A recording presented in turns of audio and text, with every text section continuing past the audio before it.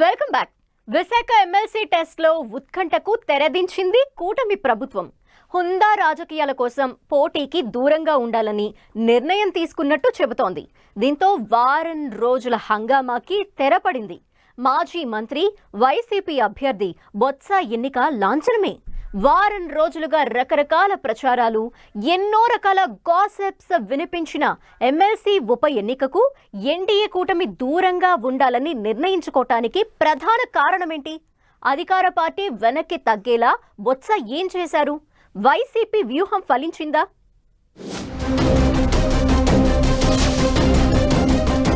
Visakha MLC ఉప ఎన్నికపై clarity వచ్చేసింది. దాదాపు నెల రోజులుగా రాష్ట్రంలో పొలిటికల్ హీట్ పెంచిన ఎమ్మెల్సీ ఉప ఎన్నిక కూటమి నిర్ణయంతో టీ కప్పులో తుఫాన్లా తేలిపోయింది. వైసీపీ అభ్యర్థి బొత్స ఎన్నిక ఇక లాంఛనంగానే చెప్పొచ్చు. ఎమ్మెల్సీ ఎన్నికకు 2 నామినేషన్లు వేశారు. ఇందులో ఒకరు మాజీ మంత్రి బొత్స కాగా మరొకరు ఇండిపెండెంట్ అభ్యర్థి షఫీవుల్లా. ఈయన నామినేషన్ ఉపసంహరించుకుంటే బొత్స ఏకగ్రీవంగా ఎన్నికైనట్లే. నామినేషన్ల పరిశీలన, ఉపసంహరణ తరువాత బొత్స ఎన్నికపై ఎన్నికల కమిషన్ ప్రకటన చేయనుంది.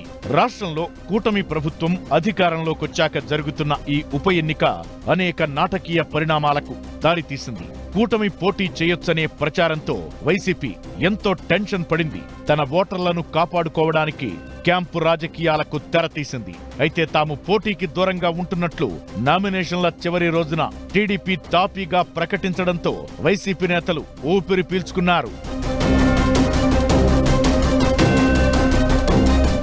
వాస్తవానికి వైసీపీకి సెట్టింగ్ స్థానమైన విశాఖ స్థానిక సంస్థల ఎమ్మెల్సీ పదవికి పోటీపై తొలి నుంచి కూటమిలో తర్జన భర్జన కొనసాగింది. కేవలం 830 ఓట్లున్న ఈ స్థానంలో ఎక్కువ మంది గ్రామీణ ప్రాంతానికి చెందిన ప్రజాప్రతినిధులే ఉన్నారు. ఇందులో వైసీపీకి చెందిన వారే సుమారుగా 550 మంది వరకు ఉంటారు. టీడీపీ మిత్రపక్షాలకు కేవలం 250 ఓట్లు మాత్రమే ఉన్నాయి. ఎమ్మెల్సీ గెలవాలంటే 300 మందిని సమీకరించాల్సి ఉంటుంది. దీంతో కూటమి నేతలు ఆలోచనలో పడ్డారు. అంతమంది మద్దతు కూడగట్టడం ప్రస్తుత రాజకీయ పరిస్థితుల వల్ల పెద్ద కష్టమేమీ కాకపోయినప్పటికీ ఇలా పార్టీలోకి తెచ్చిన వారికి భవిష్యత్తులో ఏదో రకమైన పదవి ఇవ్వాల్సి వస్తుందనే ఆలోచనతో కూటమి వెనక్కి తగ్గింది. కొత్తగా నేతలను చేర్చుకుని తలనొప్పులు పెంచుకోవడం కన్నా ఒక్క ఎమ్మెల్సీని వదులుకోవడమే బెటర్ అని సీఎం చంద్రబాబు నిర్ణయించినట్టు చెబుతున్నారు. సీఎం ఆదేశిస్తే ఎమ్మెల్సీని గెలిపిస్తామని ఎమ్మెల్యేలు చెప్పినప్పటికీ ప్రభుత్వానికి అవసరం లేని ఒక్క ఎమ్మెల్సీ పదవి కోసం అంత ప్రయాసపడటం ఎందుకని సీఎం భావించినట్టు చెబుతున్నారు. ఎమ్మెల్సీ ఉప ఎన్నికకు షెడ్యూల్ విడుదలైన నుంచి విశాఖలో రాజకీయ వేడి మొదలైంది. కూటమి ప్రభుత్వం జోరు మీద ఉండటంతో వైసీపీ టెన్షన్ పడింది. తమ సిట్టింగ్ స్థానం నిలబెట్టుకోవడం ఆ పార్టీకి ప్రతిష్టాత్మకంగా మారడంతో సీనియర్ నేత బొత్సను బరిలోకి దించింది. స్థానిక సంస్థల ప్రతినిధులే ఓటర్లుగా ఉండే ఈ ఉప ఎన్నికల్లో వైసీపీకి స్పష్టమైన మెజారిటీ ఉండటంతో చాలా మంది నేతలు పోటీకి సిద్ధమయ్యారు. కానీ వైసీపీ అధినేత జగన్ మాత్రం వ్యూహాత్మకంగా బొత్సను బరిలోకి దింపారంటున్నారు. బొత్స కాకుండా ఇంకే నేతను పోటీకి పెట్టినా కూటమి తప్పకుండా పోటీ చేసేదంటున్నారు వైసీపీ నేతలు.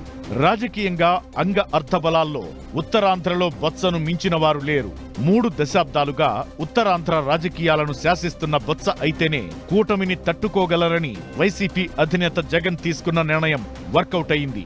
అధినేత ఊహించినట్టుగానే ఎమ్మెల్సీ టికెట్ దక్కించుకున్న వెంటనే బొత్స రంగంలోకి దిగారు.